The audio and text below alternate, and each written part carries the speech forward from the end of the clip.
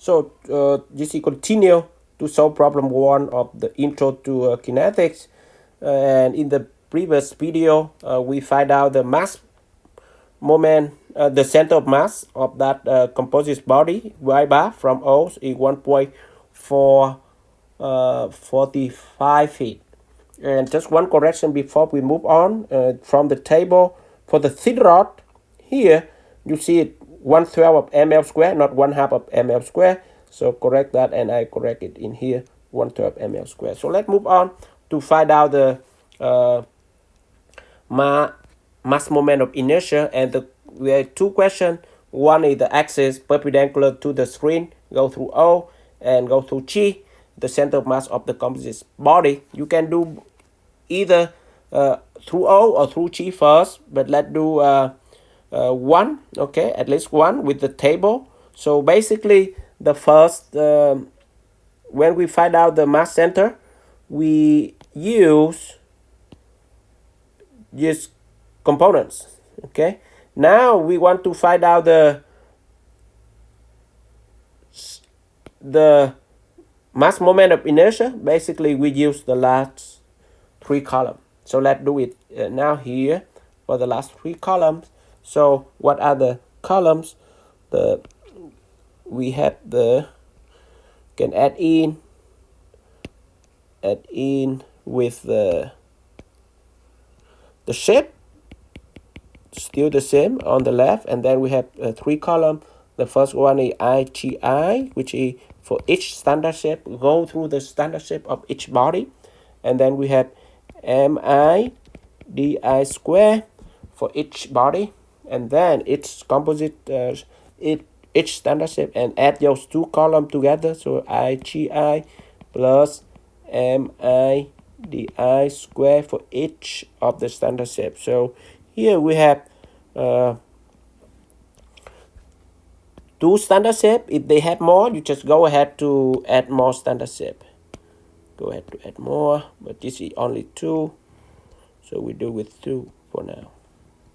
And the two shape, as you already see, the first one is the vertical that we divide, and that center of mass of them is G1, and the second is the horizontal rod, thin rod, G2, something we do in the center of mass. Now the mass moment of inertia. So let's do about axis through G. Through G. You can do through O first. It's the same exactly. So in that case, we want to find out what is G. So with that, let's get to here. So IGI, so that the mass moment of inertia about the center of mass of the standard shape G1, G2. And that one I said earlier, it will be 1/12 ml square. So let's write down here, it will be equal to 1/12 m 10 pounds divided by G. L square, the length of the vertical rod, 1.8 feet, and horizontal rod is 2 feet, as you can see in the finger there. 1.8, 1 plus 1 equals 2. That's very simple there. So time, it will be 1.8 square in there. So from that number, we get this one equal to 0.084, and the unit, it will be slug, that is the mass, and distance square, so feet square. And then this one is also the same equation, 1/12, the mass the same, divided by G. G is 32.2 feet per second square, and the length of the thin rod is 2 square. So from that, we get a little bit bigger. This one is equal to 0.1037 slug feet square. Now MIDI square, so the mass is M over G, right? Mass, this is M over G, so weight over G, so it will be 10 divided by G. DI square, what is DI? So let's write down here what is di square. So di is the distance from the center of mass of the standard shape. In this case, the first row is G1 to the point that you want to find out the center of mass. In this case, the G, the center of mass of the whole composite. So it will be G1 to G or G to G1. Let's put it in here. So basically, this distance, it will be D1. So di in there, right? And then the second shape is d2. So the distance from G2, which is the center of mass of the standard shape, to the point that you take mass moment of inertia. You see the mass moment, mass center of the standard shape, G. So you have that one. It will be d2. So as you can see, d1 equal to what? 1 point y bar, right? Divide by minus OG1, which is 0.9. And then d2 is equal to 2, the whole length, minus y bar, 1.45. So with that, we can have it in here. 1.45 y bar minus half of the length of the vertical rod, 0.9. And this one is still m. And it will be weight over G, and it equal to 2 feet minus y bar, so it's 1.45 square. And add those two with the number, you add those two column, IGI, MIDI square, with the number again, recall G equal to 32.2 feet per second square.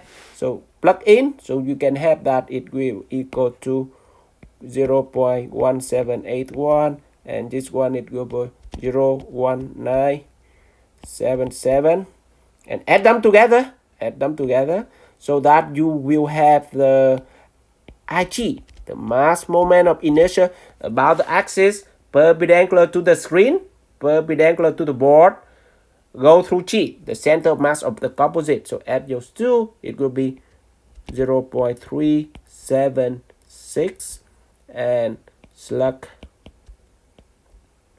per feet square. So that will be the second answer for the part B in there. Now, the question also asks, what is the mass moment of inertia of the axis through pinhole? How can we find out? There are two ways.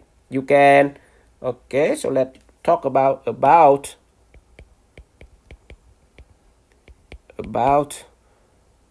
axis through O. So the mass moment of inertia about axis through O. So that it will be, as you can see, IO. There are two ways. You can make a table, the same table, but now the DI is changed from DI here. It changed from the center of mass for each standard shape on your left column to point O. And with that table, it here, you can check solution. So we can have IGI, it will be the same. It should be here, IGI and MDI, IG, MDI. Exactly the same we have in there, right? But you can see the only difference is MDI square, and that it will be from G1, G2 to point O, not to point G, the center of mass of the composite shape. That is one way, and you can find out the answer. It will be for IO, it equal to 0.1681 slug feet square, not feet slug feet square. The other ways you can use, so there are two ways, you can check that. The other way is the parallel axis theorem. Do you recall that? Use parallel axis theorem. And that's the easy way if you already find out IG. So if you recall the equation, it is IO in this case equal to IG plus md square. So m is the whole mass of the whole body, of the whole composite shape. So as you can see now, I can have it IO equal to IG, already find out. 0.376 plus m. That is the whole composite shape. So it will be, as you can see, 2 times 10 over g. That is m. Times d squared. Where d? It will be from axis through O and axis through G, which is y bar, right? So it, as you can see here, the D, it will be OG square.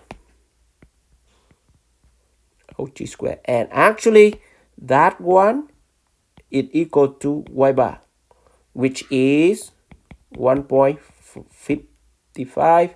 We already have. So, and square, right? So that here you can have plug in with the OG equal to 1.45 feet square, G 32.2. At these two components, I'm sure you will get the same answer below here if you use the table. So it will be 1.681. And I leave that to you to check that out, whether it's correct. If our calculation correct, I'm sure with you it's 100% correct. So either make the table here and check the solution in PDF, or you can use parallel axis theorem that we talked in today's lesson. So with that, we find out the location of the mass center, and then we find out the IT, and then IO. For IO, we can use either the table again, or you use the parallel axis theorem. With that, we finish problem 1.